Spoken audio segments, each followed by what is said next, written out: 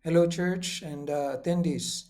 Ang date ay February 23, year 2026. Ito ang 8th episode ng series on rebellion. And after ng review, mag-pray po tayo. So yung review nung nakaraan na pinag-aralan natin was about the Transjordan tribes na they made two commitments. It happened nung si Joshua ay they were about to cross the Jordan River para i-fulfill ang mission, mandate ng God na sakupin ng ah, mga ites or mga inhabitants doon ng mga heathen.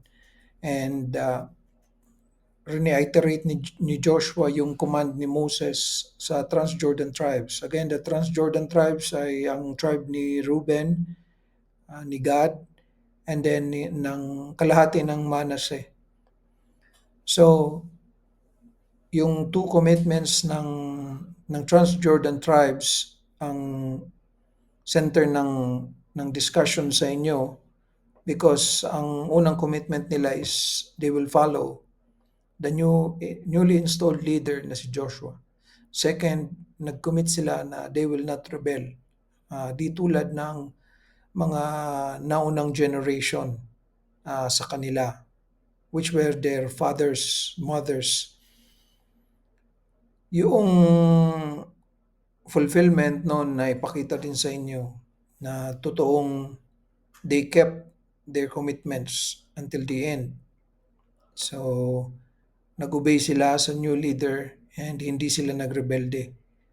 Nakipagdigma din sila together with their brothers at nung nakakakuha na rin ang mga kapatid nila ng mga portion ng land ay bumalik na sila sa east part ng Jordan dahil nandun yung kanilang inheritance na lupa. So, ang challenge din doon again is lalo na sa mga may houses na may family is to be like these tribes. So, ano ang natanggap nila sa Panginoon, hindi nila kinalimutan ng Diyos. Inonor nila ang God.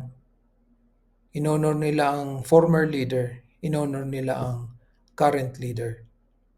Yan po ang faithful. Talagang until the end ay susundin ng Panginoon. So, ang episode na ito, nasa period pa rin tayo na ang pinili ni God para yung presensya niya ay makasama niya ang kanyang mga tao ay ang tabernacle. Pero fast forward tayo because ang discussion na ito happened during the pre-monarchy period. Remember, may patriarch period, ang mga fathers ang namumuno, and then nandun ang pamumuno ni Moses, and then after ni Moses si Joshua. After ni Joshua, the elders, after ng elders, mga judges ng Israel. And then after the judges ng Israel, ang hiningi ng mga tao is king. And then, bagamat yun ang mga pinili ng Panginoon na mamuno, magpatupad ng mga salita ng Diyos, laging mayroong prophets. So sa time na ito ay si Samuel. Si Samuel ang tagapagtanggap ng salita ng Diyos at ipinapasa ito sa mga tao niya. So tabernacle period pa rin, pero ito yung time na magkakaroon na sila ng king, ang Israel.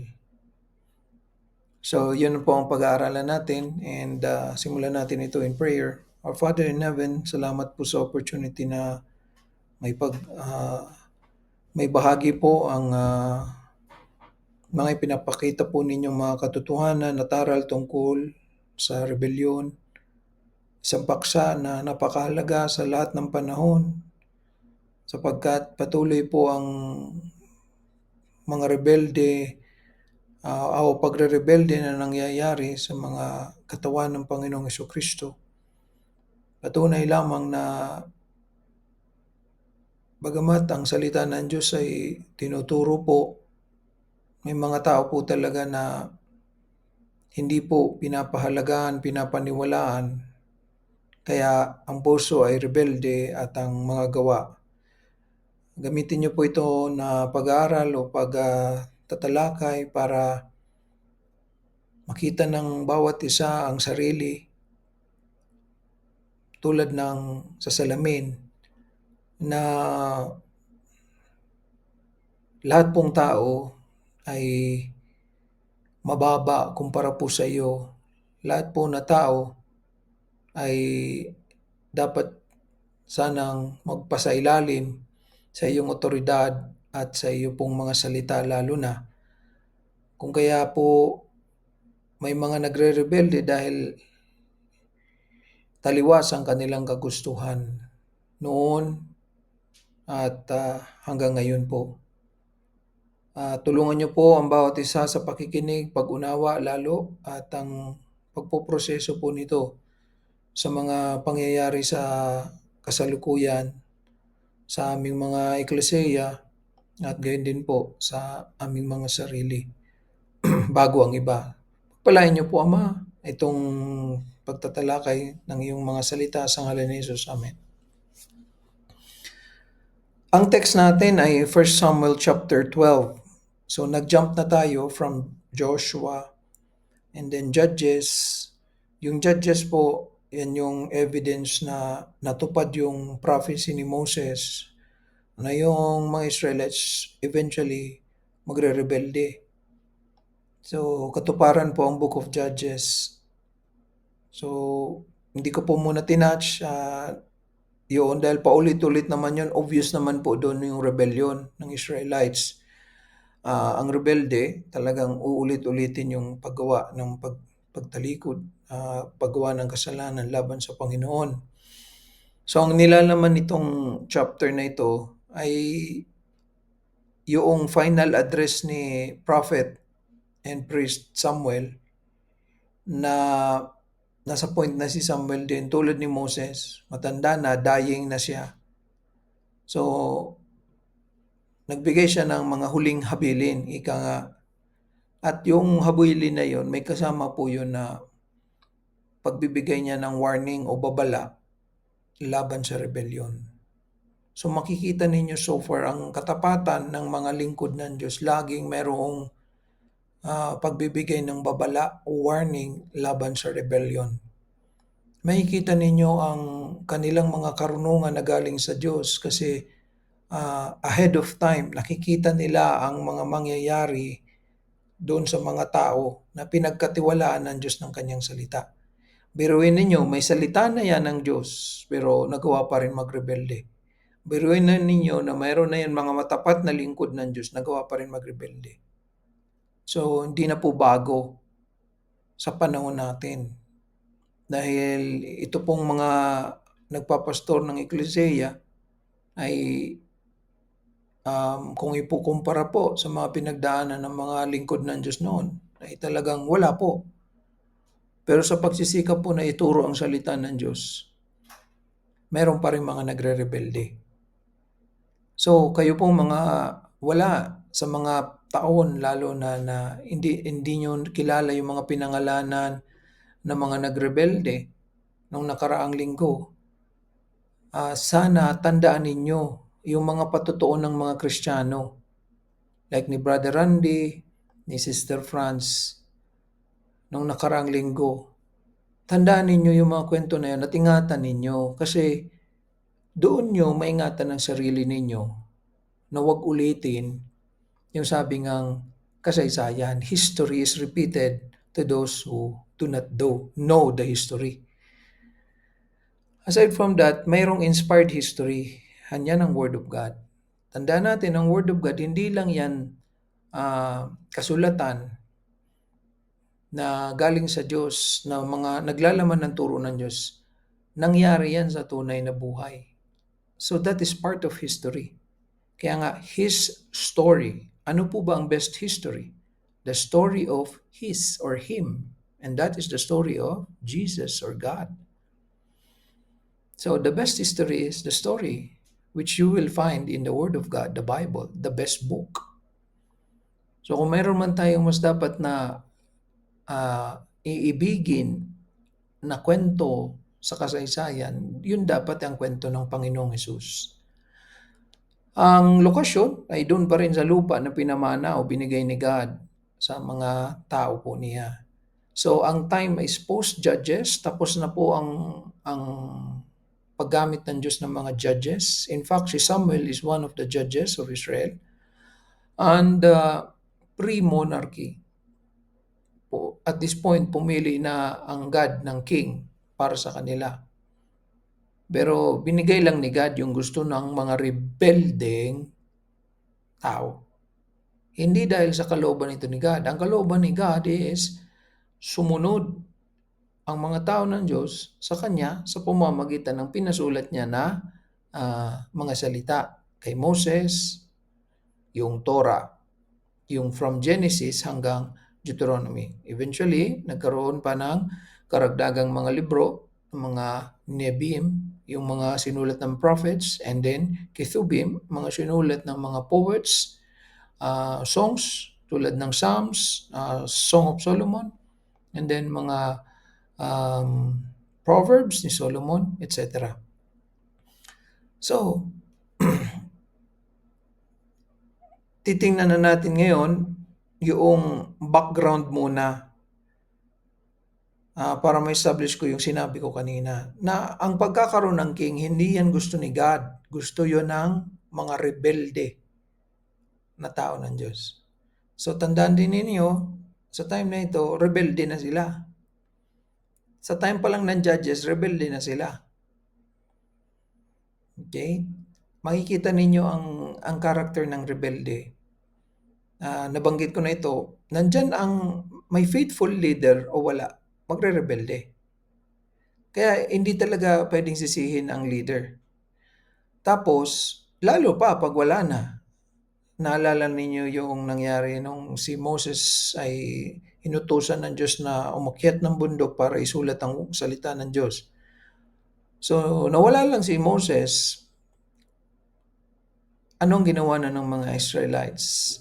They turned to idolatry. Yung mga nakagisnan nila sa Egypt, yun ang ginawa nila. And binigay lang ni Aaron yung gusto nila. So nandun talaga yung liberty. Hindi po ang Diyos namimilit. Kahit ang lingkod ng Diyos, hindi pwedeng mamilit yan. Pero tandaan mo, bilang isang tao, kapag gumawa ka ng desisyon na ayon sa kagustuhan mo at labag sa kagustuhan ng Diyos, may kapalit, may consequence yan. So maging handa ka. Okay? So, tingnan muna natin yung background. Pupunta tayo niyan sa 1 Samuel chapter 8. At babasahin ko po yung verse 4 and 5. Then all the elders of Israel gathered themselves together and came to Samuel unto Ramah and said unto him, Behold, thou art old, and thy sons walk not in thy ways. Now make us a king to judge us like all the nations. So the elders ng tribes, nagre-represent ng mga tribes, pumunta kay Samuel, matanda na si Samuel, dapat sana ang magpapatuloy na ng ministry ni Samuel yung mga anak, Joel and the other one, ang anak niya ay Abia, Joel and Abia. Kaso puro mga apostates po ito. So nawala ang tiwala ng mga elders sa mga anak ni Samuel kasi hindi katulad ni Samuel yung mga anak. So sa human perspective, tingnan natin din, nakikita mo yung leader, hindi mo pagkakatiwalaan, maghahanap ka ng ibang leader. So, acceptable ito sa human side. So, common sa hidden. So, ano ang request nila kay Samuel bago siya mamatay man lang? Instead of yung mga anak mo kasi walang kwenta sila dahil tumalikod sa Panginoon, masama ang gawa, hindi tulad ng tatay na si Samuel. No, ngayon, bigyan mo na lang kami ng king. Na tingnan ninyo, in-emphasize po yan ng writer. Ano ngayon ang gusto nila? King. Sino ang pattern nila? All nations. Ano ang mga all nations sa time na ito? Heathen. Ibig sabihin, ang paniniwala sa mga Diyos-Diyosan. Hindi sa tunay at nag-iisang Diyos na si Jehovah. So, dito nyo makikita na rebelde talaga sila. Si pag rebelde, ang gusto na gawin ay yung nakikita na nakapalibot. Environment, nakikita na ginagawa ng mga hindi o walang Diyos. Samantalang naandyan ang Diyos, buhay. Marami nang ginawa ang Diyos sa kanila. Simula pa doon sa kanilang mga ama, mga magulang sa Egypt. Yan talaga ang problema pag kinalimutan mo ang hindi mabilang na gawa ng Diyos. Ang tendency talaga pala ng tao, magre-rebelde. So ito yung background kung bakit nagkaroon ng king ang Israel. Galit na galit si Samuel dito. Hindi ko na po isa-isa yung mga verses pero gusto nyo pag-aralan, 1 Samuel chapter 8. Galit na galit si Samuel. Nag-pray siya kay God. God, itong mga tao to rebelde. Humingi ba naman ng king? Sabi ni God sa kanila, sa kanya, kay Samuel, rebelde na yan. Hindi nga nila iningatan yung mga ginawa ko sa kanila. So, ibigay mo ang gusto nila. So, kaya, nagkaroon sila ng unang king, si King Saul. So, kaya itong tabernacle period, sa time na ito, wala pa pong temple pa din. So, tabernacle period, nagbabago ang leaders. Moses, Joshua, elders, judges, itong si Samuel, eventually mayroong si Samuel sa category ng judges and then nagkaroon ng kings. So make us a king. So ngayon sabi ni God sa chapter 8, sige, banggitin mo sa kanila ang disadvantages ng kapag king ang leader ninyo. So ang king kukunin yung mga gusto niya, kukunin yung mga anak ninyo, gagawin niyang sundalo, gagawin niya yung mga babaeng alipin, bla bla bla. Nandun po sa chapter 8 lahat-lahat. So, pinapakita niya, hindi maganda na king ang mamumuno sa inyo kasi aalipinin kayo. Hindi tulad na ako as God, iba ang aking batas. Iba kapag ang Diyos ang namumuno sa isang grupo ng tao kaysa sa tao. Ang tao is bound to abuse. Alam niyo ang sagot ng mga tao, mga elders, gusto pa rin namin king. So matigas talaga ang ulo ng rebelde. Naalala ko yun na nung kinausap ko si Ariel, so sa kinahaba-habaan ng kwentuhan ng pagtangka kong may correction na siya, patunayan na mali siya at itama sana. Sa dulo pa rin, nakapag-desisyon na pala. Nakapag-desisyon na huwag magpatuloy. See? Pag rebelde, hindi mo siya mababagong isip. Kaya talagang hiwalayan mo siya and hayaan mo ang Panginoon talaga ang gumawa sa kanya. Kasi kung tunay na anak ng Diyos, papaluin ng Panginoon para makabalik yan. Narinig ninyo yung testimony ni Brother Randy nakaraan. Lahat po tayo tulad ng kanyang testimony. At some point namamali ang puso. Narinig ninyo yung testimony ni Sister Rose. Nung nilayasan niya kami, iniwanan niya kami during the last week ng aming pagmimisyon sa Bagong. Nag-stay kami sa Bakong for them para mas mapalakas sila, para ma-enable sila na kaya na nila magturo sana on their own. So, si Sister Rose lang talaga masigasig na pumupunta lagi sa amin noon, sa church. At minsan magpapaluto si ma'am. Talagang blessing si Sister Rose. Kaya lang, namali ang puso. Eh lahat naman tayo ganyan, namamali din ang puso. Huwag natin sabihin na iba ako, mataas ako sa kanya. Baka papunta ka sa pagre-rebelde niyan. Makikita niyo ang pare-pareho na dahilan na akala ko ngaya alam na ni pastor. Dahil nasabi ko na sa kanya yung sitwasyon ko tapos dadaanan pa sa pulpito. Natural dadaanan po ng lingkod ng Diyos hanggat hindi tinatama. Ganun po ang Bible. Bakit ang Diyos paulit-ulit sa warning laban sa rebellion? Bakit ang Panginoon patuloy na magpapadala ng propeta para sawayin kahit alam naman ni God sa dulo hindi pa rin magsisisi ang kanyang mga tao?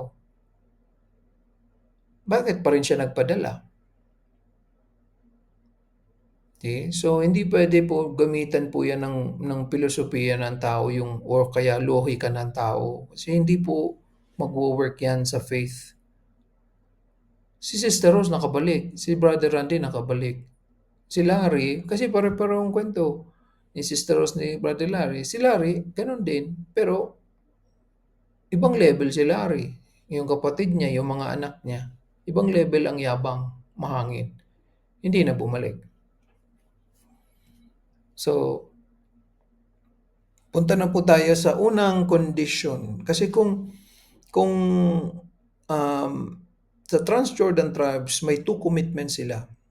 Makikita nyo rin dito, nung in-address ni Samuel for the last time ang Israelites, bago man lang siya mamatay, nagbigay siya ng 2 conditions. Pangkalahatan po ito. So, magkakaroon na kayo ng king. Ito may 2 kondisyon ng Diyos sa inyo. Kapag ginawa ninyo ito, ganito ang gagawin ng Diyos sa inyo. Kapag ginawa ninyo ito, ganito ang gagawin ng Diyos sa inyo. So last time, 2 commitments, ngayon 2 conditions. Para sa unang condition, 1 Samuel chapter 12, yun ay po yung reference natin. Verse 14, sabi po dito, if you will fear the Lord and serve Him and obey His voice and not rebel against the commandment of the Lord, then shall both ye and also the king that reigneth over you continue following the Lord your God. So atin natin ito sa 2 parts, the condition and then yung consequence. So asan dito ang condition? Nagsimula sa if is a conditional statement, then makikita ninyo yung then, after ng Lord. Then shall both blah blah blah. Okay, dun muna sa condition. Ano ang condition ni Samuel? Okay, listen, lahat kayo. Holistic po itong condition. Ibig sabihin ng holistic, mula ngayon, ako mawawala na ako. Mula ngayon, ito, ipapatupad ninyo ito buong buhay ninyo. Tandaan niyo itong condition.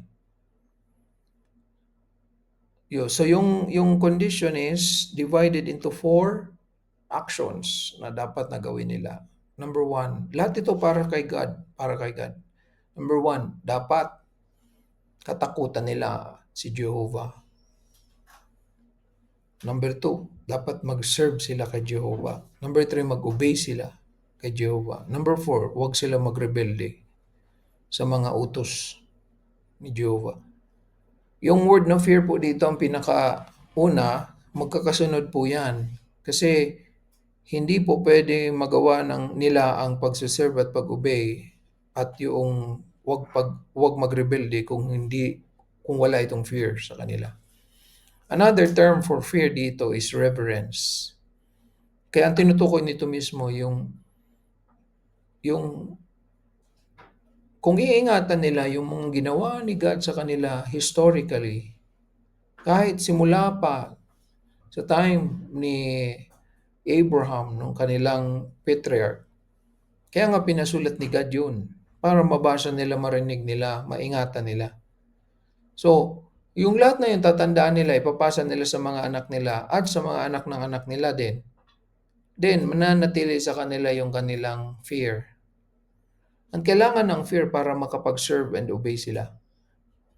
So yung fear dito, yan yung pagkakaroon ng sense of loyalty nila kay Jehovah lang at wala nang iba. Exposed sila sa idols sa Egypt, lalo na yung tatay nila. Tatay o lolo na. So, yung mga pinanganak sa wilderness, wala nang idea doon sa idolatry na yon. Pero yung mga nakakita sa mga magulang nila na nagparty sa wilderness habang wala si Moses, na-expose yun. So fear dito is nakafocus po on uh, inward na uh, response mo toward God. So anong nasa sa loobin mo kay God? Based sa mga ginawa niya historically, lahat ng kaligtasan na ginawa niya, lahat ng provision na ginawa niya, lahat ng habag na in-apply niya. So kailangan ito para maging loyal ka lang sa Kanya. Dahil talaga namang sa Kanya lang dapat ang loyalty. Now, sunod nun, kung may fear, may establish yung fear, magsiserve sila. Magsiserve sila and together with yung obedience. So itong serve, ito na yung actions ng loyalty. Yung fear, yun yung panloob. So outward response na nung Israelites is yung service nila. So paano nila susundin na yung mga kasulatan, yung Torah? Yun na yung service. Paano nila i-obey, susundin, papakinggan at gagawin yung mga ibang salita pa ng Panginoon. At paano rin sila hindi magre-rebelde o magrebel. Ito yung Mara, laban din sa mga kasulatan. So kasi pag nag-obey, edi hindi magre-rebelde. Pero pag ginawa yung kabaliktaran ng obey, edi kabaliktaran din ng not rebel, which is rebel. So equivalence po yan. Pero maliwanag, magkakaiba yan na words na yan. Kaya nga, in-enumerate ni Samuel. So, saan po nagsisimula? Fear. Kaya sa bawat tagapakinig, itatanong mo sa sarili mo, yung lahat ng mga naririnig mo mula sa salita ng Diyos, iniingatan mo ba, pinapaniwalaan mo, tinatanggap mo ba? Lahat yun, nag-accumulate yun into yung loyalty mo kay God, which is fear. Fear. Kaya dahil sa may fear, hindi ka magre-rebelde, hindi mo gagawin ang ikagagalit ng Diyos. Susundin mo siya buong puso. Ngayon, ano ang consequence kapag tinupad yung kondisyon ng God? Ang laman nito, blessing. Kasi ano ang blessing dito? Both ye and also the king. So take note, hindi lang yung tao, kasama yung king sa kondisyon. So hindi lang yung ang susunod nito yung tao, pati yung king. Una, yung king kailangan sumunod. So pag kinumpara natin ito sa panahon nila, 'di ba? 'Yun ang pattern nila eh. Nakita nila yung mga kaaway na bansa o karatig na mga bansa, may mga king. Nainggit sila dahil rebelde na nga sila. Gusto rin nila may king. Ngayon, ang pinagkaiba, yung mga hidden nations na 'yon na may mga kings, wala naman silang word of God. Dahil wala silang God. Kaya yung king nila, yun ang parang authority na nila. Yun ang pinagkaiba sa Israel. Kahit nagkaroon ng king ang Israel noon, under din ang king sa authority ni God. So, sa mata ng tao, ang power nila is the king, pero in reality, under sila lahat kay God. Practically, feeling nila, wala na si God sa buhay nila kasi enough na ang king nila. Pero in reality, under sila lahat kay God. Now, Kung ayaw nila, o di tutuparin ng Diyos yung condition. Ngayon, kung gusto nila mapa-under pa rin sila kay God, then may blessing. So ano ang blessing? Pareho daw yung king sa silang mga tao makakapagpatuloy following the Lord your God. Following here is, ibig sabihin, nasa likod talaga sila ng Diyos. So yung pati yung king. So ibig sabihin nito, yung pamumuhay nila na nagpapasakop sila sa God. So yun ang connotation pag monarchy, absolute rule, absolute power. In the case of Israel, hindi po yan applicable. Kasi ang papatupad ng king ay ang kalooban ng Diyos, yung kasulatan. So nagiging absolute ang power ng king kung yung authority niya is coming from God. So hindi pwede na tingnan ninyo gaano ka-rebelde sila. Gusto nila may king pero ang sistema nila is different from mga ibang bansa. So kaya palpak. And mula pa sa garden, dapat na po natin makita na hindi tayo create ng Diyos na robot talaga. Na may gusto ang Diyos, ang gusto ng Diyos ang tama lagi ay perpekto.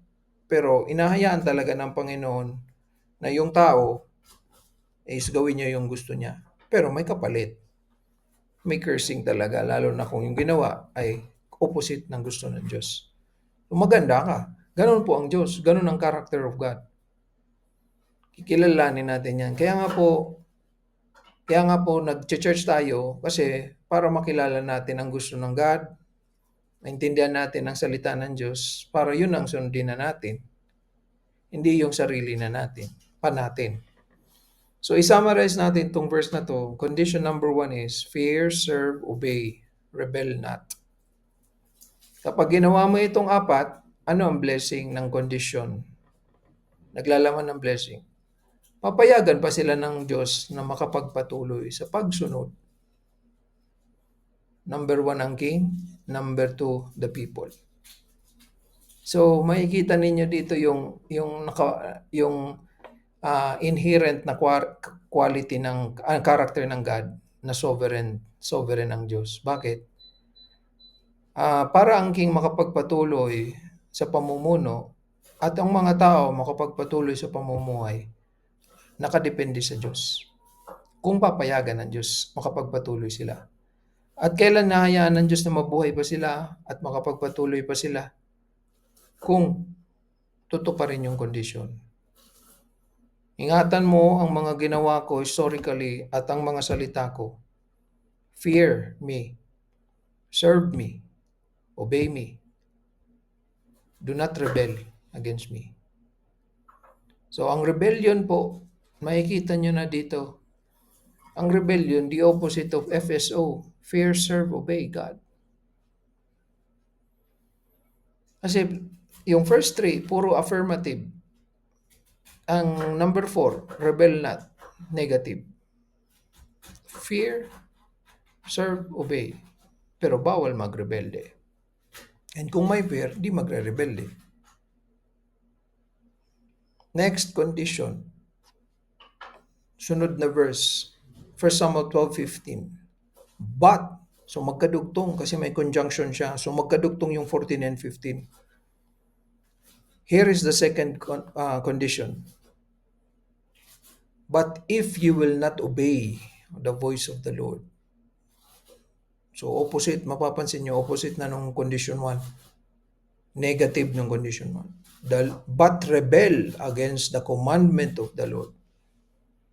So kanina, obey, not rebel. Pero pag ginawa nyo ang kabaliktaran, which is not obey and rebel.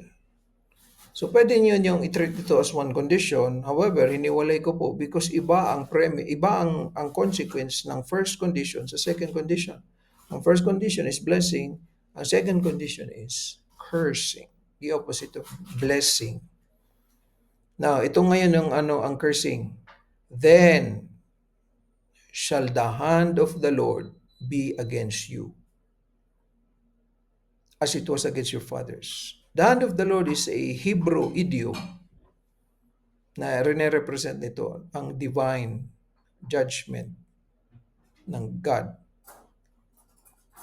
So, kung ang kamay ng Panginoon is against them, will be against them, dahil hindi nila tutuparin yung kondisyon, ibig sabihin nito, paparusahan sila ng Diyos. Kaya it follows, pag sumuway sila, hindi na sila papayagan ng Panginoon na mabuhay pa o makasama pang makasunod sa salita niya. Kasi paparusahan niya. At ano ang president nitong hand of the Lord? As it was against your fathers. So, nagawa ko nga sa mga tatay ninyo, sa inyo pa. May president ba na ginawa na yun ni God? Na magagawa yun ni God? Yes.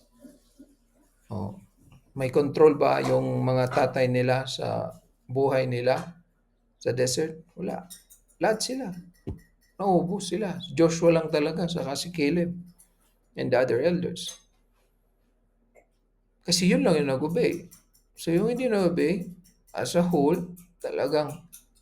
So kung ikaw, as a group, naririnig mo ito, magiging concern ka sa sarili mo and then sa iba. Kasi as a whole, kinausap ni Samuel, the prophet and priest and judge. So grabe ang trabaho ni Samuel, Talagang lahat yung ginagawa ni Samuel. Kumbaga sa panahon na ito, ikaw na yung nagda-drive, nagsusundo, naghahatid, ikaw yung magpapaawit, ikaw yung magtuturo. Hindi na pala yung bago, men. Kaya tayo, minsan ang iba sa atin, able talaga magpaawit, able magturo, kasi gusto ng Panginoon, gamitin natin yung lahat. So, to the blessed ones, gamitin natin, wag tayo mapagod. Dito yung pastor ng Jesus na Church, siya yung papaawit, siya yung magtuturo. Ang difference lang is, on a Sunday, isang beses siya nagpe-preach. John, 2 to 3 on a Sunday. Ganun din naman pala si Samuel, Diba? Siya yung prophet, siya yung priest. Iba-iba naman ang work ng priest sa prophet. Ang priest, ikaw yung nag-administer ng offerings for God. As a priest, you read the Word of God, the Holy Scriptures. As a judge, nakikipagbaka, nakikipaglaban. Naalala niyo si Samson, si Gideon. So, nakikipagdigma doon sa kaaway ng Israel na ginamit ng Diyos para parusahan ng Israel dahil sa pagre-rebelde ng Israel. So, multitasking. Normal pala yun. Hindi naman pala yun bago. Kaya sa may gift of ministry, na mga narinig na natin, na mga mas tumatak sa isip ninyo si Martha, then patunayan ninyo yun na gift ninyo. You should be able to do many things para sa Panginoon natin. So kung may takot, you will serve the Lord. You will obey the words of God. Kaya tingnan nyo, applicable ang FSO. Tinuturo ang Word of God para po ingatan natin, para manatili sa atin yung takot sa Panginoon, loyalty natin sa Kanya, and then para i-apply natin yung Word of God sa pagsunod at sa paglilingkod. Okay? Marami po sa church ang may ministry ang gift. So patunayan natin yon. So sa condition number 2 is, ano ang condition? Pag nag-disobey ka naman at nagrebelde ka, ang consequence, cursing yan. Ano ang cursing? Hand of the Lord against you, which is divine judgment. Kaya after this episode, makikita ninyo ang katuparan po nito na conditions ni Samuel. Kasi i-apply ito ni God sa pinakaunang king. Yan ang gusto nyo, yan ang mapapala nyo. Ganyan po pala ang Diyos. Sa mga hindi pa po nakakakilala sa Diyos na ganyan siya, ganyan siya. Kaya wag ninyo natin sabihin na lahat ng nangyari sa buhay natin ay nangyari kasi kalooban ng Panginoon yan. Ang kalooban mo yun, ibang kalooban mo sa kalooban ng Panginoon. Lalo na kung alam mo na ang kalooban ng Panginoon pero ginawa mo pa rin yung kalooban mo. Rebelde ka. Ganyan po ang rebelde. Kaya rebelde po talaga yun. Sila, patras tayo, si Ariel. And then, si Hazel, sa si Pinky. Tapos, si John, si Chini. Kasi lahat yun, naturuan yun. Kahit yung mga taga-bulusan. Lahat po. Na alam nila ang Word of God. Alam nila ang kalooban ng Panginoon. Pero sinunod nila yung sarili nila. Si Chini na lang. Sinunod ang sarili. Hindi ako makakapag-asawa dito. Kaya alis ako. Kasi kung dito ako sa church, hindi ako maasawa, tatanda ako. Okay, umalis siya. Nakapag-asawa nga naman siya. Hindi ibig sabihin mali ang church. Hindi ibig sabihin mali ang Diyos. Ayun. Kaya huwag kayo patutokso mga kapatid, mga Kristiyano, na may mga umalis, wala naman nangyaring masama sa kanila.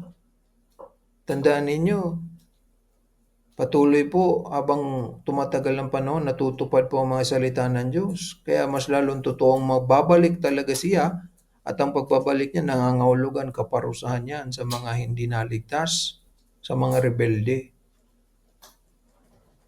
Lagi kong sinasabi yun, sa lahat ng tatalikuran mo, Diyos pa.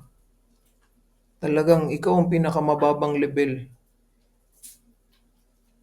ng nilalang ng Diyos. Talaga. Mabuti pa sa iyo mga hayop. Kawawa ka. So, hand of the Lord is an idiom na ibig sabihin, tingnan nyo na lang ang tao. Paano disiplinahin ng magulang ang anak. Supposedly, gagamitin niya ang kamay laban sa anak kapag gumawa ang anak ng pagre-rebelde. So, tayo sa church, ang pastors, hindi po namamalo ng physical sa inyo. Pero ang pagdidisiplina na ginagawa is ginagamit ang salita ng Diyos because yun ang authority. Di po porket sinasaway tayo, mataas ang boses o pagalit ang pananalita, hindi po nangangahulugan na mali na po ang pastor. No? Kamakailan po mayroong bisita, para po sa lahat, kahit po si Brother Jos, si Brother Leo, hindi pa po sila ordained na binigyan ng office talaga na pastor. Tandaan ninyo, ginagawa nila ang role ng pastor. Tulad ko po.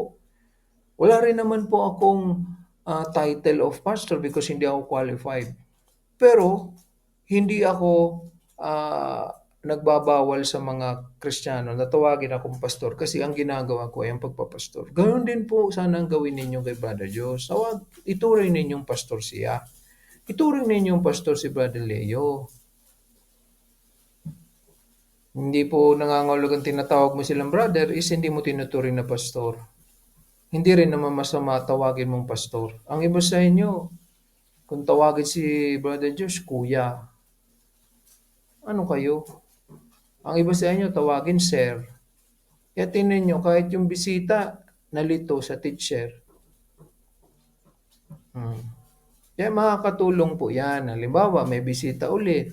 Naghahanap ang pastor. Okay, kung ikaw yung kausap, opo, ang pastor po dito si Joshua Rakintan.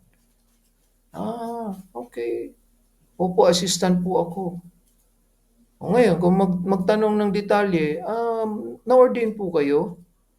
Yung ordination po as office, wala po because hindi pa ako qualified. Pero, bago po umalis, ang missionary dito, ay tinalaga po ako dito. Kay Brother Leo, ganun din. Tinalaga rin po ako dito ang pastor. Kaya ako po ang pastor dito. So, sa members, ganun din po. Kasi sila ang tagapangasiwa ng salita ng Diyos at ng katawan ni Jesu Kristo sa Bulusan, sa Legazpi, sa Bakong. So, ituring ninyo sila. Huwag kayong magdalawang isip na tawagin sila na pastor. Kasi meron tuloy na inordain na pastor pero hindi naman qualified. Oh, si Brother Leo po kung sa qualification dahil sa may mga anak siya at yung mga anak lahat nagpasako, qualified for the office. Si Brother Diyos may anak na isa. So kung ibigay ng Panginoon yun, ma-qualify siya. He will be ordained as a pastor. Pero kahit po wala yung office, someone has to pastor the local body of Christ. Kaya kailangan po yun. Pinapastoran kayo tapos hindi nyo matawag na pastor. So anong klase po kayo niyan? Okay? So kaya po kayong dalawang men, pinagkatiwalaan po kayo dyan. Then, you make the decision as a pastor.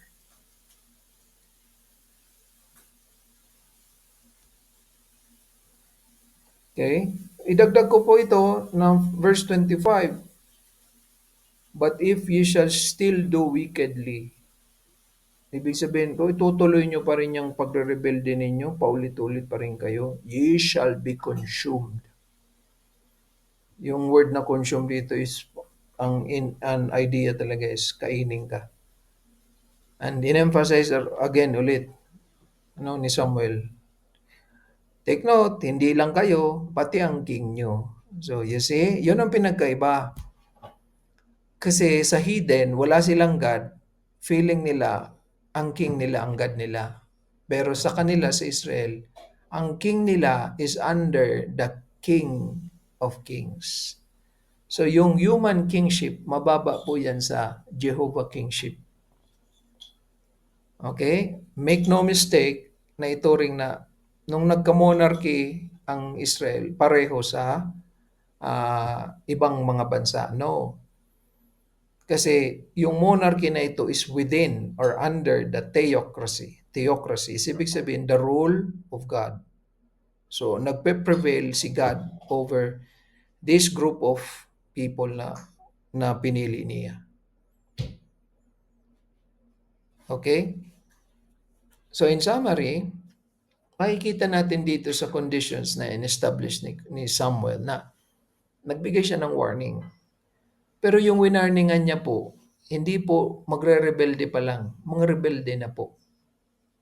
Diniscuss ko na kanina sa background ang 1 Samuel chapter 8. So, rebelde na. So, tingnan nyo, kahit pala rebelde, warningan mo pa din. Hindi na, rebelde yan, pabayaan nyo na yan. May precedent tayo sa scripture. Diba, Jeremiah, ultimo, iyak nang iyak kaya may lamentations. Wala naman nakinig sa kanya, pero ang haba ng kanyang sinulat. Sumunod lang siya sa God. Look at Jesus Christ. Sumunod sa kalooban ng Father. Marami naman ang hindi sa kanya sumunod eh. Kunti lang talaga ang sumunod, naging disciple niya.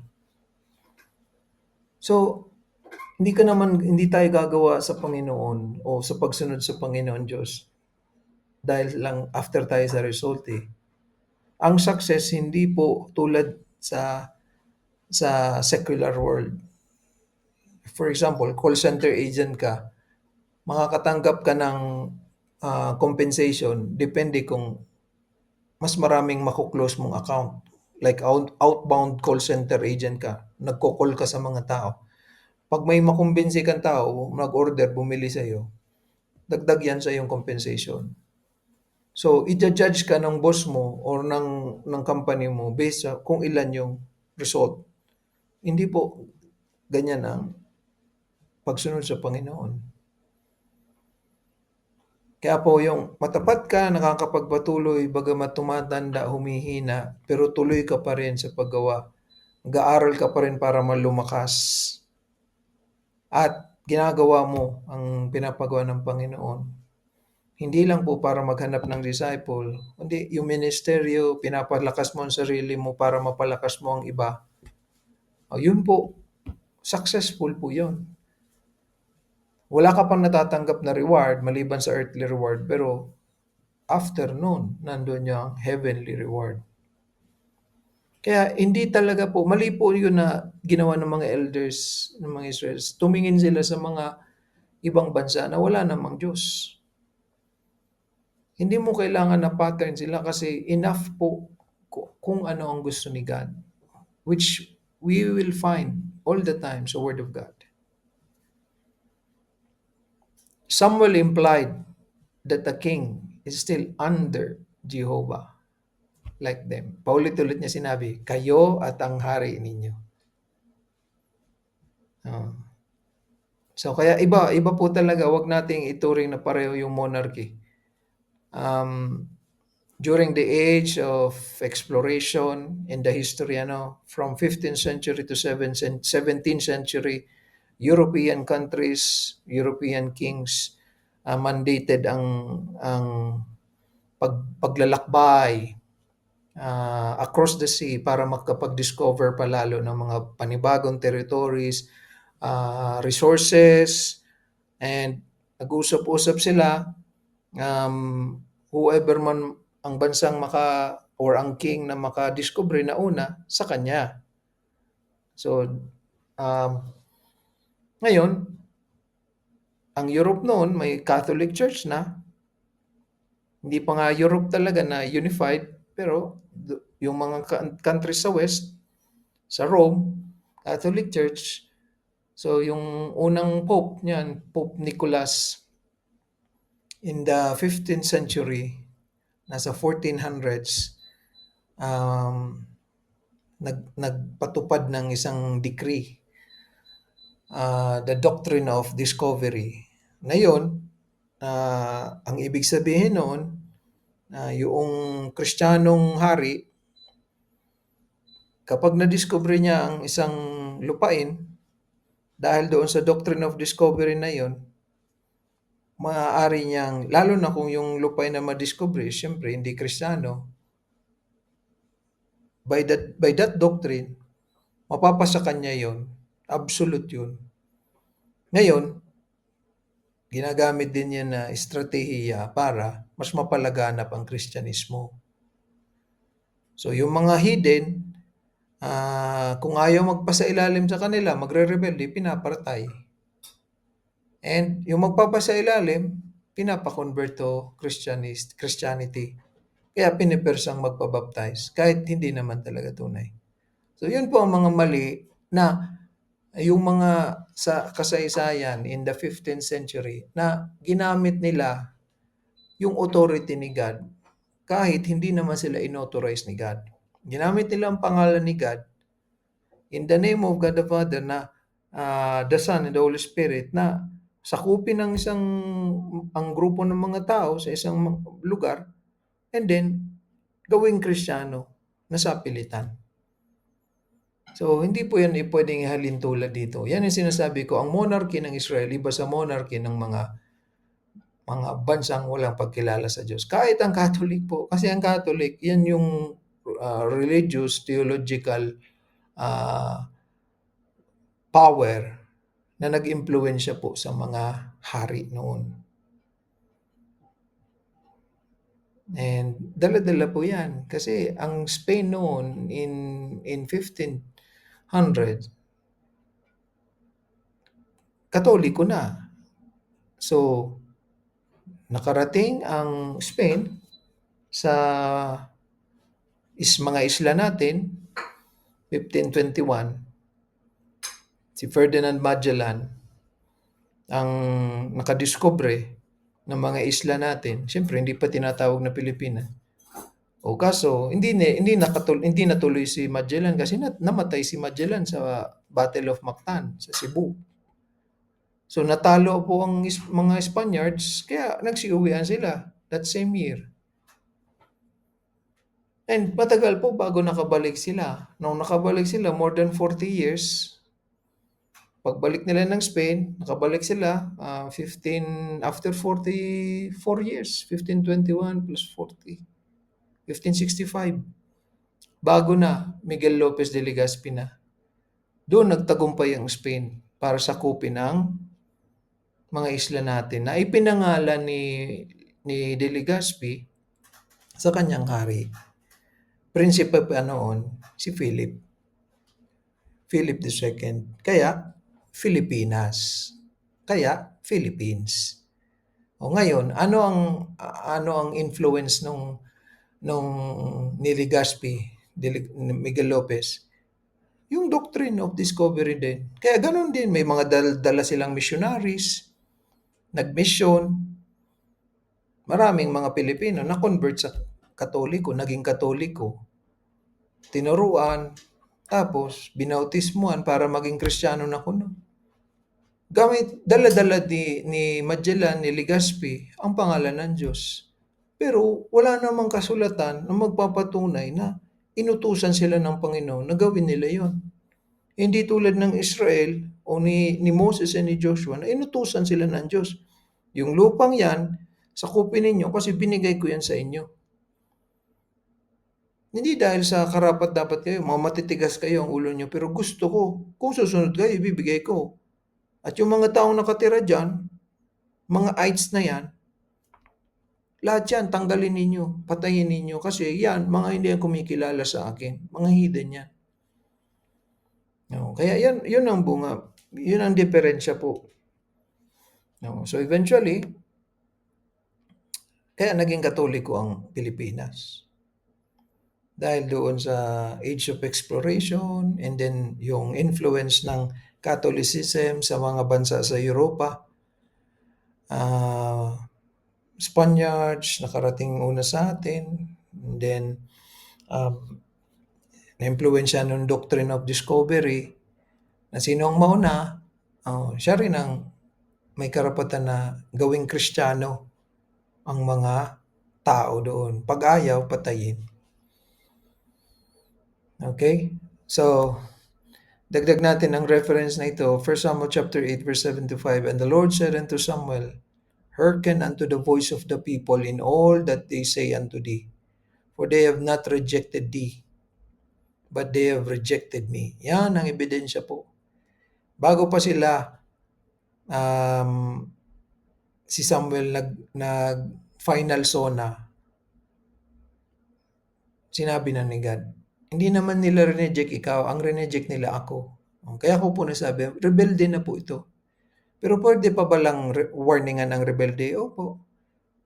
That I should not reign over them according to all the works which they have done since the day that I brought them up out of Egypt, even unto this day, wherewith they have forsaken me and served other gods, so do they also unto thee. Talagang ang rebelde, walang utang na loob talaga sa Diyos. Tingnan ninyo yung mga tumalikod, wala talagang utang na loob po. Grabe po ang natamasa nilang tulong, habag ng Panginoon, pero iniwanan ng Panginoon. Huwag po kayong ma-offend, mga baguhan. Mapalad kayo kasi naikukwento na ipaparinig sa inyo ang kasaysayan ng Legazpi, Bakong Bulusan. Ang dami pong rebelde. Magpakwento pa po kayo para di kayo malinlang, di kayo matisod. Alamin ninyo yung mga mukha ng mga rebelde para pag makita ninyo sa publiko, di iwasan ninyo. Kasi para magkaroon ng takot sa Diyos, ingatan ang mga gawa ng Diyos na nakasulat sa Bible at ang gawa ng Diyos sa mga matatapat na nakasalamuha po ninyo. Some challenges. Number 1, are you serving God based on fear sa Kanya? Yung paglilingkod mo ba, miyembro, may totoong paglilingkod yun? Pag sinabing totoo pala, ang basehan dapat yung takot sa Diyos. Hindi yung gumagawa ka lang kasi baka naman anong sabihin na naman ni pastor. Gumagawa ka lang kasi nakatingin yung ibang tao. Suriin mo ang puso mo. Baka manluloko ka. Hindi maganda yun na nanluloko ka kasi hindi mo maluloko ang Diyos. Kaya pala po inaalis ng Diyos ang rebelde. Hindi niya na pinapayagan na makapagpatuloy pa. Nakita niyo naman kay Ariel yun. Kung hindi in-expose ng Panginoon. Akala natin naglilingkod si Ariel. Kung hindi niya ginamit ang pastor para makita po, ma-discern po yung maling puso, hahangaan ninyo, wow, siya na yung naglilingkod sa church. Yung pala mali ka. Yung pala naloko ka. So, hindi nangangahulugan na may ginagawa sa church is tama na. Kung ikaw nabigyan ka ng opportunity gumawa, siguraduhin mo yun na tama. May takot ka sa Diyos. Hindi ka po makakapagpatuloy niyan kung wala yan takot. Are you obeying based on fear of God? Yung pagsunod mo ba, maliban sa panaglilingkuran mo ang church, yung mga pagsunod mo sa mga salita ng Diyos? Ano ang basehan yan? Totoong obedience ba yan?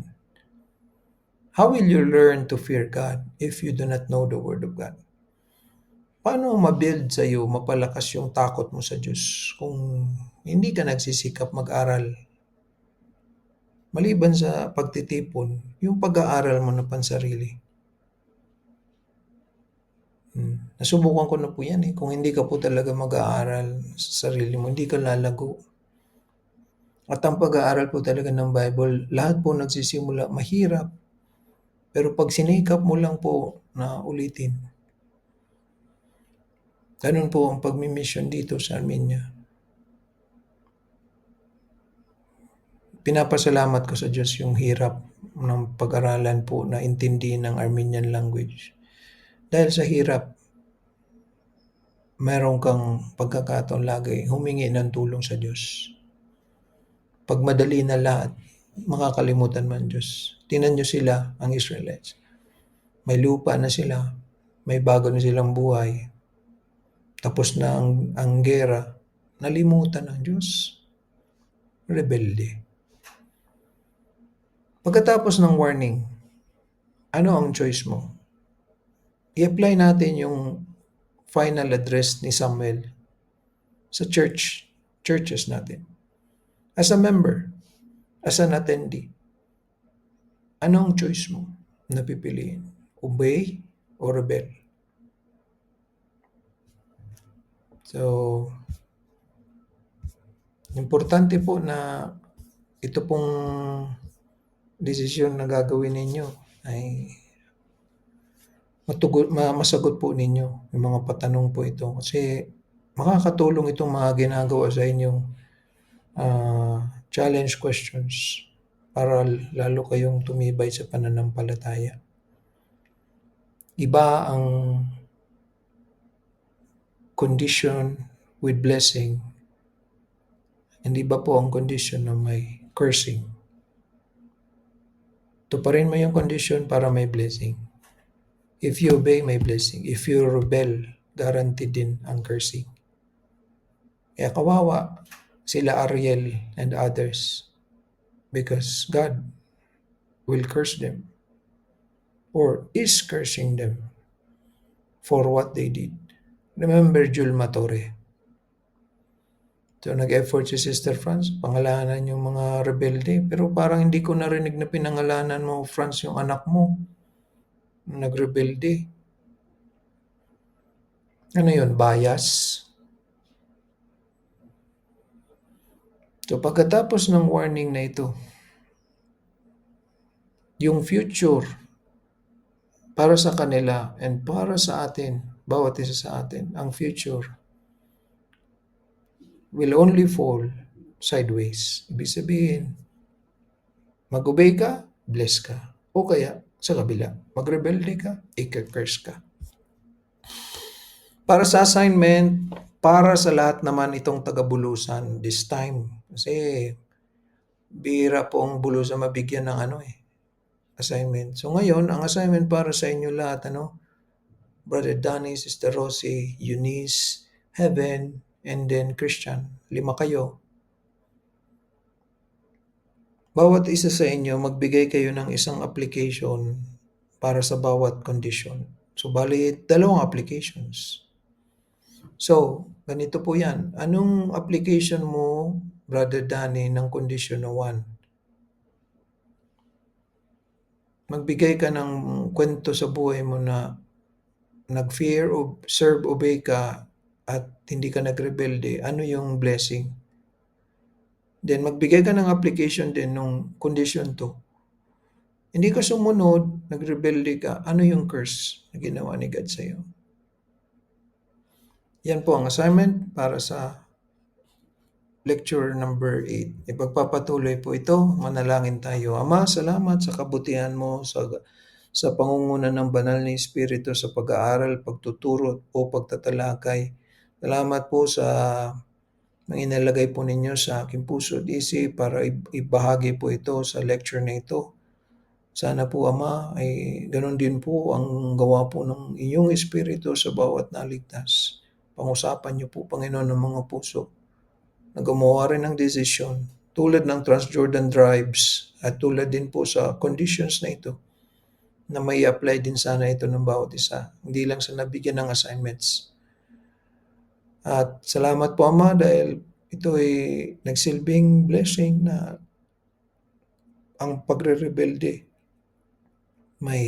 ang kamay po ninyo ay laban po sa kanila. So hindi ko kailangang maghiganti sa kanila dahil ikaw po Panginoon ang mananagot. Ang kailangan po namin, problemahin sarili namin kung ano ang magiging tugon namin tuwing ang salita po ninyo ay naituturo sa pamamagitan ng mga pastor. Panalangin ko po patuloy na mga pastor maging masigasig, matatag tulad ni Samuel. Na hindi napapagod, totoo pong napapagod pero hindi po irereklamo ang maraming gawa. Dahil lahat ng gawa ay isang pribileyo na paglingkuran po kayo. Salamat Ama sa oportunidad. Sa ngalan ni Jesus, Amen.